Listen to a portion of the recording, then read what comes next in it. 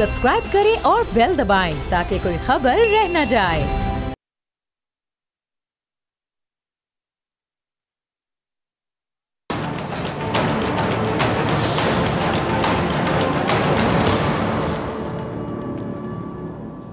अस्सलाम वालेकुम नाज़रीन, मैं हूं डॉक्टर फिज़ा अकबर खान और मैं हूं पाकिस्तान और आप देख रहे हैं पाक भारत टाकरा। मकबूजा कश्मीर में भारतीय फ़ौज की जो दरिंदगी है, सफाकियत है, उसका सिलसिला नहीं रुक सका। फिर जाली ऑपरेशन में भारतीय फ़ौज ने 3 कश्मीरियों की जान ले ली। अमन की तरफ कदम बढ़ाना एक बेहतरीन अमल है जो कि खित्ते के लिए बहुत ही मुफीद साबित होगा, मगर ये नहीं हो सकता कि भारत मकबूजा कश्मीर में लाशें गिराता रहे, खूरेजी करता रहे और इंसानी हकूक पामाल करता रहे और पाकिस्तान खामोश रहे और खामोशी से जो तिजारत है वो शुरू कर दे। ऐसा नहीं हो सकता। वज़ीर आज़म ने नरेंद्र मोदी के खत के जवाब में ये बात क्लियरली बता दी, वाजे कर दी कि बेहतर ताल्लुकात के लिए मसला कश्मीर समेत तमाम अहम मसाइल का हल बहुत ज़रूरी है।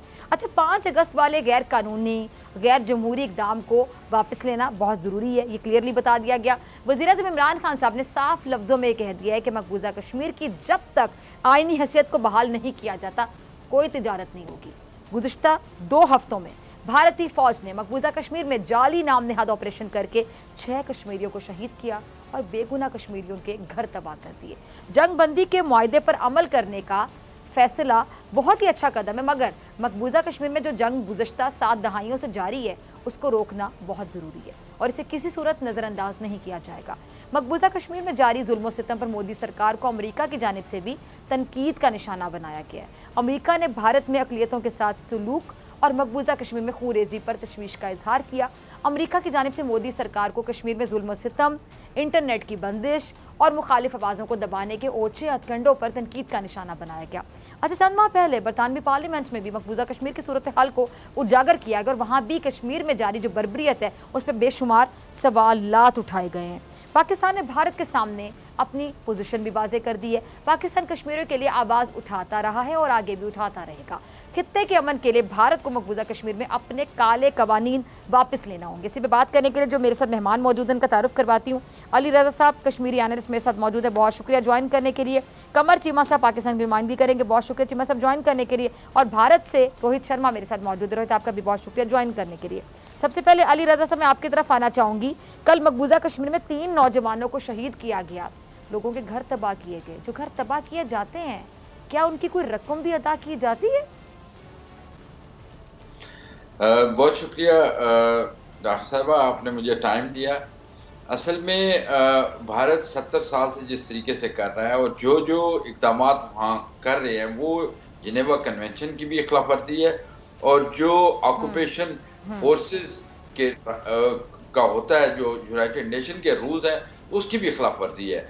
हमारे नौजवानों को बेगुनाह शहीद किया जाता है, एक तो ये है, लेकिन इसके साथ साथ जो घरों को तबाह किया जाता है ये किसी भी इंटरनेशनल लॉ के तहत वो इसकी कोई इजाज़त, कोई लॉ इजाज़त नहीं देता। लेकिन भारत ने आज तक किसी भी इंटरनेशनल कानून इनकी पाबंदी नहीं की है, वो हमेशा से खिलाफ वर्जी करते आ रहे हैं।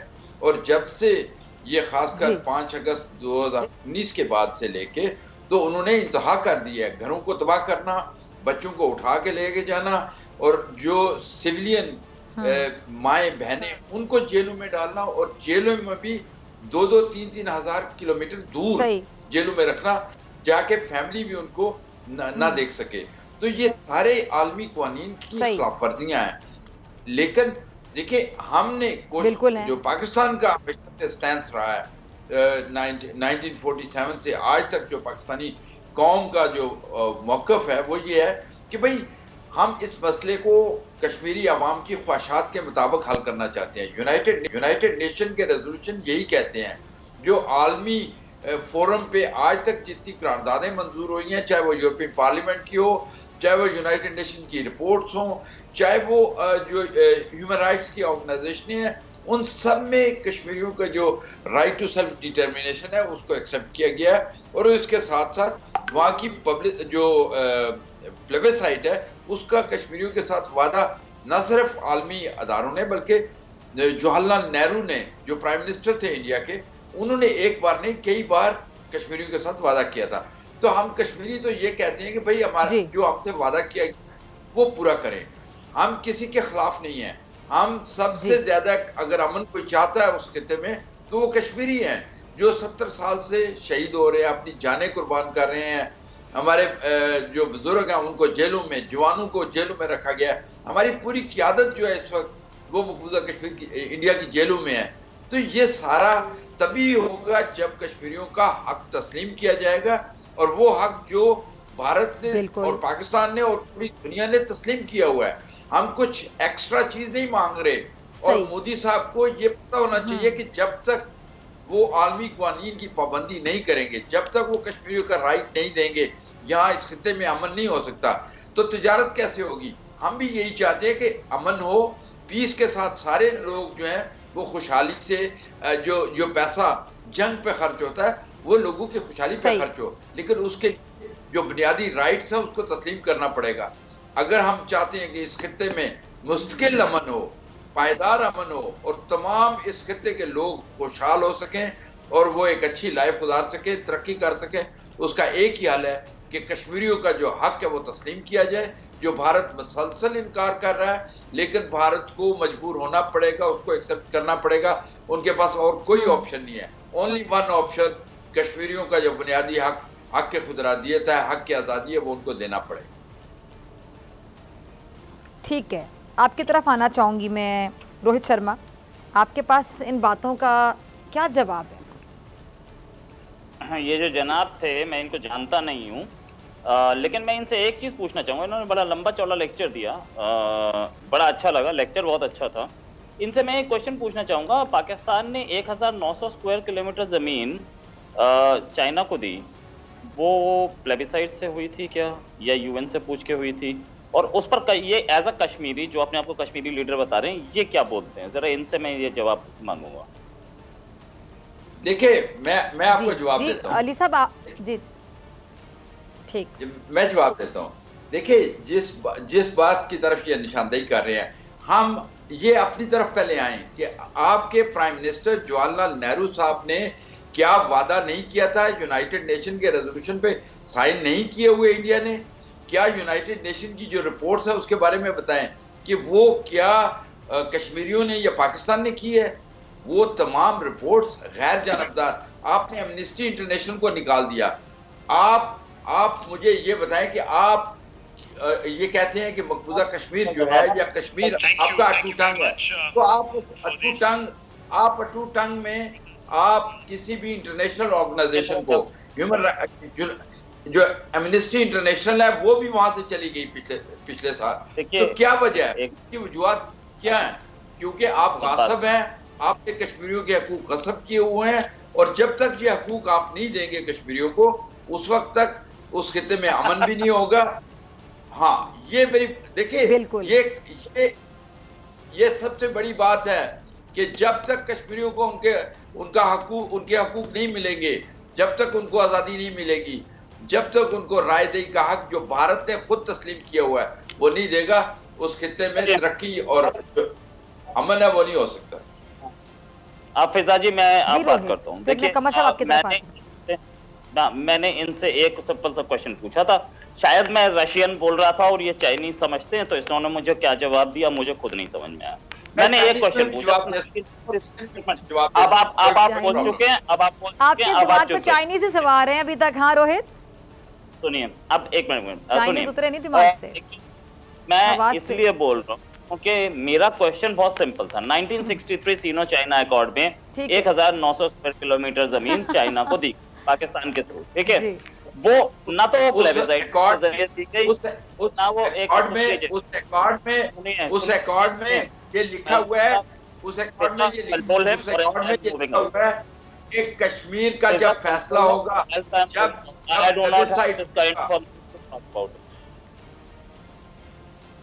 देखिए, जब आप बोल रहे थे मैं चुप था। अली साहब, थोड़ी सी पेशेंस रखिए, थोड़ा सा कल्चर रखिए, ठीक है?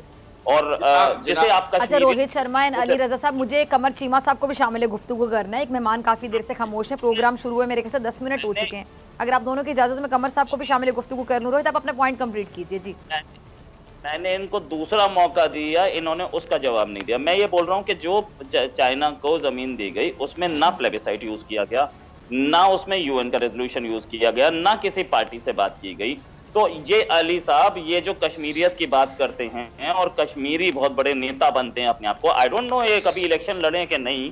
तो वैसे ऐसा होता है कि गली मोहल्ले के नेता कई बार अपने आप को बोलते हैं कि देखो जी नेहरू जी की डेथ के बाद मैं ही सबसे बड़ा लीडर हूं, ऐसा होता है। मैं इनसे एक चीज बताना चाहूंगा कि जिस समय तो सुनिए, एक मिनट बोलिए मत आप बीच में, मैं बोल रहा हूँ ना।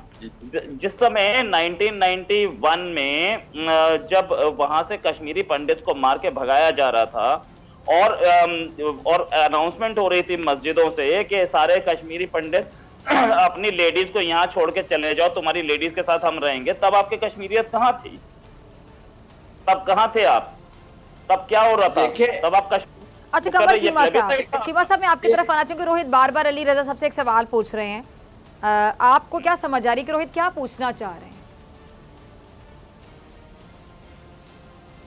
देखिए जी बहुत शुक्रिया। देखिए रोहित साहब जो है ना वो चाहते हैं कि आप बताएं कि आप चीन को क्यों कश्मीर का एक हिस्सा या पाकिस्तान का कोई हिस्सा दे रहे हैं।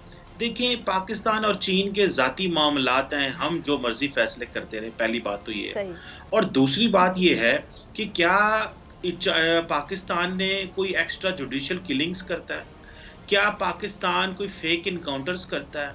क्या पाकिस्तान किसी आबादी में किसी शख्स को या किसी कम्युनिटी को उनकी मजहब की बुनियाद पे उनके साथ जुल्म करता है?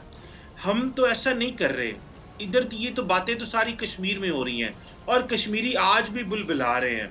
और देखें गो के पाकिस्तान बड़ी एफर्ट करना चाहता है, शायद चीज़ें बेहतर हों, लेकिन आपकी सरकार को भी चाहिए कि 2 कदम आए और कश्मीरियों की ज़िंदगियों में सुख का सांस आए। वो बेचारे प्रोटेस्ट भी करते हैं, उनको गोलियां भी मारी जाती हैं, उनको दहशतगर्द भी कहा जाता है, उनको फेक एनकाउंटर्स में भी मारा जाता है, उनकी खवातीन को हाफ विडोज भी कहा जाता है। जुल्म सितम का एक बाजार है। यहाँ पे मेरे भाई जो कश्मीर से हैं वो इंटरनेशनल चार्टर्स की बात कर रहे थे, बिल्कुल सही कर रहे थे, लेकिन दुख इस बात का है कि भारत को कौन बताए कि इंटरनेशनल चार्टर्स, इंसानी हकूक या इंसानियत या ये चीज़ें क्या होती हैं।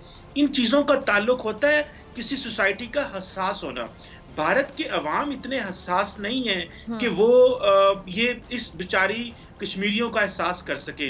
ये तो प्योर एक बुनियादी इंसानी हकूक का मसला है। हम तो बातें कर कर के थक गए हैं कि ये इंसानी हकूक का मसला है, ये 2 मुल्कों की ईगो का मसला नहीं है, ये कोई मुसलमानों का मसला नहीं है, ये ज़मीन का मसला नहीं है, ये बुनियादी हकूक और इंसानी हकूक का मसला है। सो भारत, ये जो हमारे दोस्त हैं रोहित शर्मा साहब, ये समझते हैं कि कश्मीर में ज्यादती हो रही है, लेकिन जाहिर बात है कि वहाँ पे माहौल इस तरह का है, बात नहीं की जा सकती।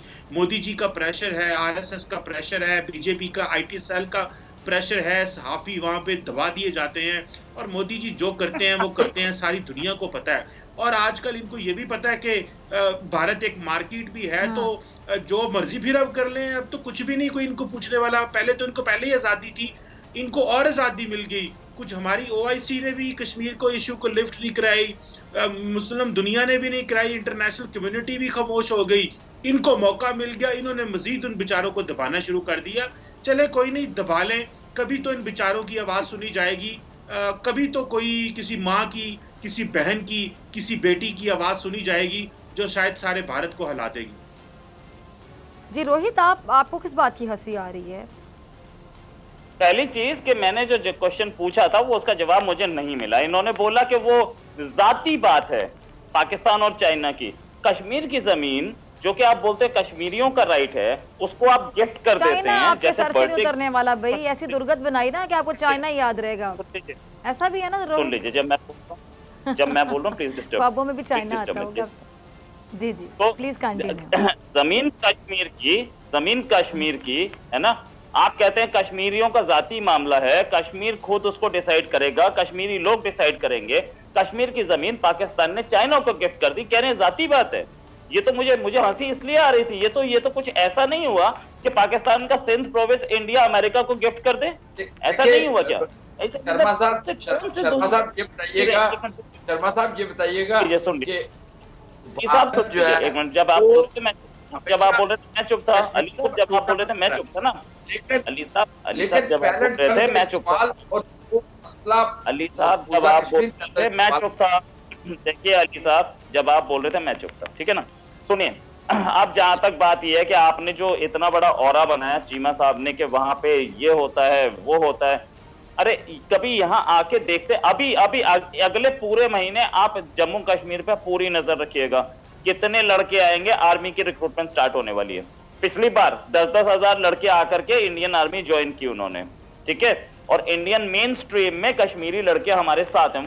वो उन लड़कों की बात नहीं कर रहा हूँ, उन लोगों की बात नहीं कर रहा जिनको आप 1000 रुपए देकर के स्पोन पेल्टिंग कराते हैं, 500 रुपए देके, उनकी बात नहीं कर रहा हूँ मैं। तो खुदकुशियां कौन कर रहा है वहाँ पे, सुसाइड कौन कर रहा है? वही तो मैं बता रहा हूँ, जिनको आप 1 लाख दे करके सुसाइड अटैक करने के लिए भेजते हैं, यहाँ पे टेररिस्ट अटैक, उनको इनकी बात नहीं कर रहा हूँ मैं। यहाँ पर रिक्रूटमेंट होता है, फॉर्म भरा जाता है और आकर के यहाँ आर्मी ज्वाइन करते हैं। जम्मू कश्मीर लाइट इन्फेंट्री में आपको दिखेंगे 80% कश्मीरी मुस्लिम लड़के हमारी आर्मी में। तो इंडियन आर्मी ज्वाइन कर रहे हैं, इंडियन आर्मी में वो पाकिस्तानियों से लड़ रहे हैं, बॉर्डर पे लड़ रहे हैं। तो ये इससे ज्यादा क्या प्रूफ चाहिए?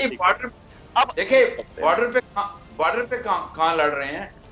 आप कह रहे हैं कि 500-500 रुपए पे जो है ना वो बंदे भर्ती हो रहे हैं। आपने तो बाढ़ भी लगा ली, आपने जो है वो 7 लाख 10 लाख फौज बिठाई हुई है उधर। उसके बावजूद आपको जो सिटीज हैं, आपके जो शहरी एरिया हैं, गांव हैं, वहां इतने लाख फौज बिठाने की क्या जरूरत है सर? ये तो बताएं पहले। दूसरा ये है कि आप कहते हैं अटूट अंग है। अगर आपका अटूट अंग है, भारत का हिस्सा है, तो पैलेट गन का इस्तेमाल आपने इंडिया में किसी जगह नहीं किया, आप सिर्फ मकबूजा कश्मीर में क्यों कर रहे हैं? आप वो चीजें जो घर तबाह किए जाते हैं, क्या आप इंडिया के किसी और इलाके में कर रहे हैं? नहीं कर रहे। तो इसका मतलब है ये इंडिया का हिस्सा नहीं है, आप खुद मानते हैं, इसीलिए आपने 10 लाख फौज वहां बिठाई हुई है। तो आप इन चीजों का पहले जवाब दें कि आप अगर वहां के लोग आपके वो इंडिया का हिस्सा है और लोग बड़े पुरअमन है, लोग बड़े खुश हैं जिस तरीके से पोर्ट्रेट किया जाता है, तो फिर ये रोज आप जो किलिंग कर रहे हैं, 3 बच्चे 2 बच्चे हर रोज कोई ना कोई शहीद हो रहे हैं, ये कौन है लोग? ये हमारे जो सिविलियन है उनको जो जेलों में आपने रखा हुआ है, वो क्यों रखा हुआ है? आप ये बताएं, पैलेट गन का इस्तेमाल, केमिकल्स वेपन का इस्तेमाल जो आप मकबूजा कश्मीर में कर रहे हैं, वो आपने इंडिया के किसी और इलाके में किया है? नहीं। इसका मतलब है कि कश्मीर आपका हिस्सा नहीं है, कश्मीर भारत का अटूट अंग नहीं है। तो फिर आपको तस्लीम करना होगा जो जवाहरलाल नेहरू ने तस्लीम किया हुआ है, जो इंडिया ने तस्लीम किया हुआ है। प्लेबिसाइट कराएं, लोगों को राइट दें, वो जो फैसला करें, तो फिर आप जो है ना उसके लेकिन कमर चीमा साहब से मुझे कुछ पूछना है। आप कभी भी नहीं कर सकते, कभी भी नहीं अच्छा, कर सकते। कमर आपसे पूछना चाहूंगी मैं, जो पाकिस्तान भारत से तिजारती ताल्लुकात से पीछे हट गया है और बड़ी बातें की जा रही थी, आपको भी पता है, ऐसी खबरें गर्म थी कि शायद तिजारत की जाएगी, मसला कश्मीर पर अगर बात नहीं की जाएगी तो तिजारत कैसे की जा सकती है। तो पाकिस्तान ने क्लियर मौक़िफ़ दे दिया कि तिजारत नहीं होगी, पहले मसला कश्मीर डिस्कस होगा। कैसे देखते हैं इस फैसले को आप? देखिए जी, मेरी जाती राय तो इस मामले में ये है, मैं समझता हूँ कि पाकिस्तान जिस खित्ते में रह रहा है आज के ज़माने में, जो सबसे इम्पोर्टेंट चीज़ है कि आप इश्यूज़ को कंपार्टमेंटलाइज कर लेते हैं। आप किसी एक इशू की वजह से किसी एक मुल्क के साथ कंप्लीट ब्रेकअप नहीं कर लेते। अमेरिका जो है वो अफगानिस्तान में ईरान की मदद मांग रहा है, उधर रशिया की मदद भी मांग रहा है, चाइना और इंडिया इतनी लड़ाई के बावजूद भी कारोबार कर रहे हैं, अमेरिका और चाइना भी कारोबार कर रहे हैं। सो हमें इन चीज़ों को देखना है कि जहां कन्वर्जेंस हो, जिससे अवाम को फ़ायदा हो, जिससे आपकी सोसाइटी को फ़ायदा हो, उन चीज़ों से फ़ायदा ले लिया जाता है। अगर पाकिस्तान को चीनी भारत से सस्ती पड़ती है तो इंपोर्ट कर लेनी चाहिए। और दूसरी बात है, हम फार्मास्यूटिकल्स भी तो इंपोर्ट करते हैं भारत से, हमने उस पर तो पाबंदी पहले दिन से नहीं लगाई, हालांकि हमने पाबंदी जिस दिन लगाई थी उसे वापस कर लिया। सो मेरा ख्याल ये है कि रिजिड फैसले नहीं करने चाहिए। ये ज़माना कनेक्टिविटी का ज़माना है, ये ज़माना कॉम्प्लेक्स इंटरडिपेंडेंस का ज़माना है। डॉक्टर साहबा, आज के दौर में आप हर चीज़ को एक जगह पे नहीं फेंक देते और देखिए आप इस तरह का हालात पैदा करते हैं कि वापस भी आया जाए। भारत गो जैसा भी है वो कश्मीर के साथ जो इंसानी हकूक की खिलाफ वर्जियां कर रहा है, लेकिन दुनिया का एक बड़ा हिस्सा उनके साथ डायलॉग कर रहा है। अगर हम इकोनॉमिक ताल्लुकात बढ़ाएंगे, पीपल टू पीपल कांटेक्ट बढ़ेगा, तो हम बाकी मामलात को भी देख सकते हैं। अभी तो हम टेबल पे बैठे ही नहीं हुए। सो हम इकोनॉमी को, इक्तिसादियात को नेशनल सिक्योरिटी से लिंक कर देना, मेरी जाती राय में मैं समझता हूँ उसका कोई बहुत बड़ा फायदा भी नहीं होगा। लोगों को मिलने दें, कारोबार होने दें, चीजें डेवलप होने दें, और कश्मीर को भी डिस्कस करें, और ज्यादा हमारे पास लिवरेज आएगी। हम जितने इक्तिसादी तौर पे मजबूत होंगे, हम उतना अच्छा डिस्कस कर सकते हैं। आज अमेरिकी सदर, अमेरिकी जो सेक्रेटरी डिफेंस है और जो जॉन कैरी आए हैं, वो इंडिया और बांग्लादेश जा रहे हैं, बिकॉज वहां पे इंडस्ट्री है, बिजनेस हो रहा है वहां पे। दुनिया ने अपने लेंस बदले हैं, इकोनॉमिक मार्केट्स बदल रही हैं। सो हमें अपने जो इश्यूज हैं उनको कंपार्टमेंटलाइज करना चाहिए और सीखना चाहिए कि जिस तरह ममालिक जो हैं वो कारोबार भी करते हैं, एक दूसरे को जो है वो गलत भी कहते हैं, और जो चीजें गलत होती हैं उनको ठीक करने के लिए प्रेशर भी डालते हैं। अपने रास्ते बिल्कुल बंद करना मैं समझता हूँ एक मुनासिब कदम नहीं है, और इमरान खान साहब को इसके लिए मुल्क के अंदर एक सियासी कंसेंसस पैदा करना चाहिए, क्योंकि ये एक पार्टी का मसला नहीं है, ये मुल्क का मसला है, ये 22 करोड़ लोगों का मसला है। अगर हमारा किसान बहुत कुछ भारत से ले सकता है, जब ट्रेड होगी, कनेक्टिविटी होगी, और चीजें इंपोर्ट करना भी बहुत आसान है। हम एक चीज तो छोड़े, हमने वहां से क्या इंपोर्ट करना है, हमारे पास बहुत बड़ी मंडी अवेलेबल हो जाएगी जी। अगर हमारी इंडस्ट्री ताकतवर होगी, तवाना होगी, तो हमारे पास, देखिए चाइना बहुत बड़ी मंडी है, लेकिन हम चाइना को एक्सपोर्ट कुछ नहीं कर पा रहे, बड़े थोड़ा लिमिटेड चीजें जाती हैं, बिकॉज चाइना की मार्केट से हम compete नहीं कर सकते। लेकिन हम इंडियन मार्केट से compete कर सकते हैं अगर हम थोड़ा सोचें और लॉन्ग टर्म फैसला करें। सो मेरा ख्याल है कश्मीर के इशू को हाईलाइट भी करें, और साथ साथ देखिए अमेरिका ने चाइना के सामने बैठ के कहा है आप हांगकांग में क्या कर रहे हैं, ताइवान में क्या कर रहे हैं, उगर्स के साथ क्या कर रहे हैं, और हम ये बात करते रहेंगे, आप हमारे जो पार्टनर्स हैं उनके साथ इकोनॉमिकली कोर्स कर रहे हैं। सो मेरा ख्याल है टेबल पे बैठेंगे तो बात हो सकती है, टेबल पे बैठेंगे नहीं तो हम उनको गलत कैसे कह सकेंगे। सिर्फ टीवी के जरिए गलत कह देना भी मेरा ख्याल है मुनासिब नहीं, और हमें हमारे दोस्त अहबाब और जो हमारे मिडिल ईस्ट में और दूसरे जो ममालिक हैं वो इस चीज में बहुत देर से पाकिस्तान को कह रहे हैं, लेकिन पाकिस्तान की सियासी जमातें जो हैं वो कोई फैसला नहीं कर पा रही जिसके। ठीक है। अच्छा जी रोहित, आपकी तरफ आना चाहूँगी। अमेरिका की जानिब से तो मोदी सरकार को मकबूजा कश्मीर की जो सूरत हाल है, खासतौर पर माइनॉरिटीज़ के साथ जो सलूक किया जा रहा है, बुरा सलूक किया जा रहा है, उस पर तनकीद का निशाना बनाया गया। ये भी कहा गया है कि भारत की सेकुलरिज्म और जमहूरियत के खिलाफ है। तो क्या भारत ने इस पर कुछ सोचा? देखिए इंडिया के रिलेशंस कैसे हैं वो तो आपको दिख ही रहा होगा। इसलिए अब अप्रैल आ गया है और जो बाइडेन आए थे जनवरी में, 20 जनवरी, तो उसके बाद से तो पहले तो पाकिस्तान बहुत खुश था कि हमारे रिलेशंस बेटर होंगे, और उसने कश्मीर पे बहुत कुछ बोला है। उसके बाद से तो हमें कुछ दिखा नहीं है, ठीक है। और जो बात है कि उन्होंने जितना भी हमारे यहाँ कल्चरल रिलेशंस पे या हमारे यहाँ डिफरेंट सेक्ट्स पे जो वो कुछ बोला, वो उन्होंने उसे रिपीट नहीं किया। ऐसे तो पाकिस्तान को भी उन्होंने लिस्ट में डाला था, राइट। तो ये अभी कैरी आ ही रहे हैं। उससे पहले जो बाइडेन ने हमें क्लाइमेट चेंज में बुलाया, पाकिस्तान को नहीं बुलाया। इससे पहले डिफेंस सेक्रेटरी आए और यहाँ से सीधे अफगानिस्तान चले गए। तो आप ये समझिए कि ये उंगलियां इंडिया पे उठाने का मतलब नहीं बनता, क्योंकि पाकिस्तान तो खुद ही क्या सिचुएशन है अमेरिका के साथ, I know you know it. अब जहाँ तक बात ये कि ये जो ट्रेड बंद किया है, मैं अली साहब का भी जवाब दूंगा जो उन्होंने मुझसे 4-5 क्वेश्चन पूछे थे। जो ट्रेड बंद किया, पहली चीज कि वो कॉटन इंपोर्ट आपने करनी थी, वो आपको जरूरत थी, हमें जरूरत नहीं थी, राइट। तो वो आपकी जरूरत थी, आप नहीं इंपोर्ट करना चाह रहे, मत कीजिए। लेकिन इससे पहले मैं एक चीज पे तवज्जो ले जाऊंगा। आर्मी चीफ ने और प्राइम मिनिस्टर ने, दोनों ने ये बोला था कि हम इंडिया से बटॉक्स चाहते हैं। उस समय तक कोई इशू नहीं था 370 का 370 हटा दोबारा इंपोज करने का। उसके बाद प्राइम मिनिस्टर इमरान खान का एक स्टेटमेंट आया कि हम कश्मीर पे बात करेंगे, हम सारे इश्यूज को सॉल्व कर सकते हैं इंक्लूडिंग कश्मीर। तब भी ये नहीं था, ठीक है, क्योंकि एक उससे पहले जैसे ही 370 हटी थी तो एक पाकिस्तानी स्टेटमेंट था, पाकिस्तानी स्टैंड था कि हम तब तक इंडिया से कोई बात नहीं करेंगे जब तक 370 वापस इंपोज नहीं होती। लेकिन ये स्टेटमेंट्स उसके बाद आए थे। दैट मीन्स अब ये हमें दिख रहा था कि क्रॉस बॉर्डर फायरिंग बंद हो गई है, और दूसरे इंडिया ने वो दिया है अपना एयर स्पेस यूज करने के लिए दिया है प्राइम मिनिस्टर इमरान खान को, उसके बाद इंडियन प्राइम मिनिस्टर ने चिट्ठी लिखी है, वहां से चिट्ठी आई है। तो बहुत क्लैरिटी से ये चल रहा था कि 370 is no more an issue. अब इसको दोबारा उठा करके क्या हम लोग 2 साल वापस पीछे नहीं चले गए हैं?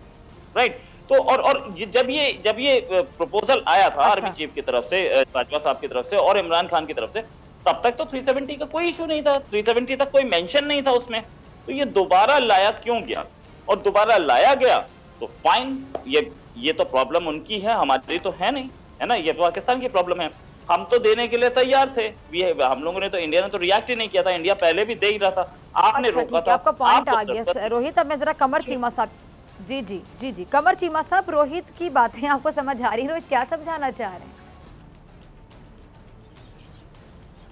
देखिए रोहित साहब जारी बात है अपना एक मौकफ तो रखते हैं और उनको रखना भी चाहिए, लेकिन डॉक्टर साहब मैं समझता हूं कि इस वक्त करना चाहूंगी कि हमारे प्रोग्राम की खूबसूरती ये कि भारत से जो भी मेहमान हमारे साथ मौजूद होते हैं उसको मौकिफ देने का पूरा मौका दिया जाता है, और वो रिजल्ट है उनका मौकिफ चाहे पाकिस्तान के खिलाफ होता है, भारत को या मोदी साहब की गलत चीजों को भी सपोर्ट करने के लिए होता है। मेरा मौकफ ये है कि जब देखिए हमारी इनके साथ एलओसी पे मामला तय हो रहे थे,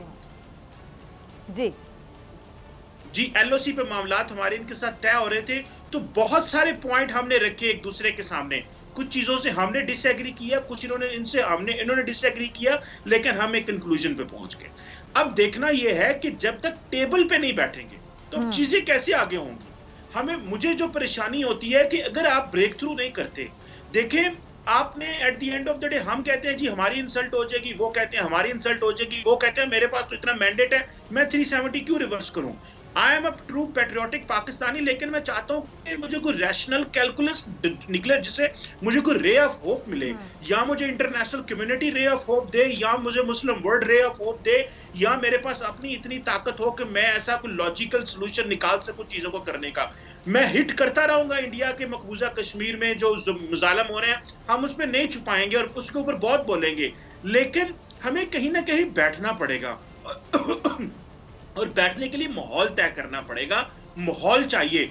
अनफॉर्चुनेटली इमरान खान साहब जितने पॉलिटिकली आइसोलेटेड हैं, सियासी जमातों के साथ जितना तनाव पैदा किया हुआ उन्होंने, और जो इस वक्त हमारे मुल्क का जो माहौल है, इमरान खान साहब आज अगर इंडिया से मुज़ाकरात शुरू कर देंगे, और खुद भी इन्होंने बहुत कुछ किया हुआ है जी कि ये जो मोदी का यार और गद्दार जो बातें चलती रही, ठीक है माजी में हुआ, लेकिन आपने शुरू कहां से करनी है बात?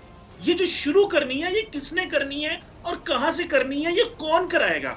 मुझे इस सोच के परेशानी होती है।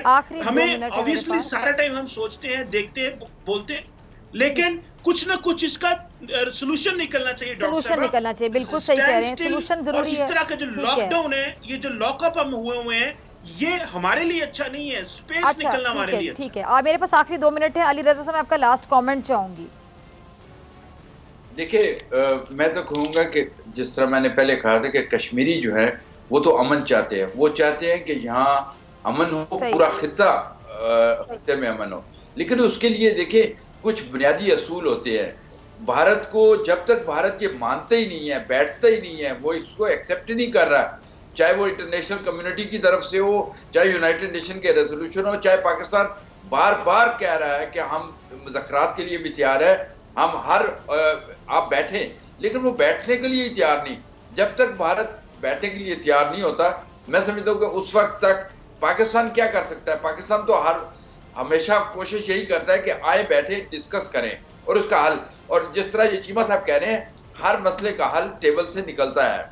जंगें होती हैं, जंगों के बाद भी टेबल पे बैठना पड़ता है, बैठना पड़ेगा इंडिया को, लेकिन उसके लिए इंडिया को बैठाने के लिए जो आलमी प्रेशर है, या इंडिया के अंदर से जो इंडियन सिविल सोसाइटी है उनकी तरफ से जब प्रेशर आएगा कि भाई ये अब जंग जो है ना, ये कत्ल गारतगरी खत्म होनी चाहिए, ये तभी खत्म होगी जब जो हकूक है जिन लोगों के, उनको वो हकूक दिए जाए और अमन से रहा जाए ताकि तरक्की कर सके। ठीक है जी, बहुत शुक्रिया तीनों मेहमानों का, और इसी तरह डॉक्टर फिज़ा अकबर खान को दीजिए इजाज़त। आपसे मुलाकात होगी इंशाल्लाह अगले हफ्ते same time same channel Pak Bharat टाकरा में।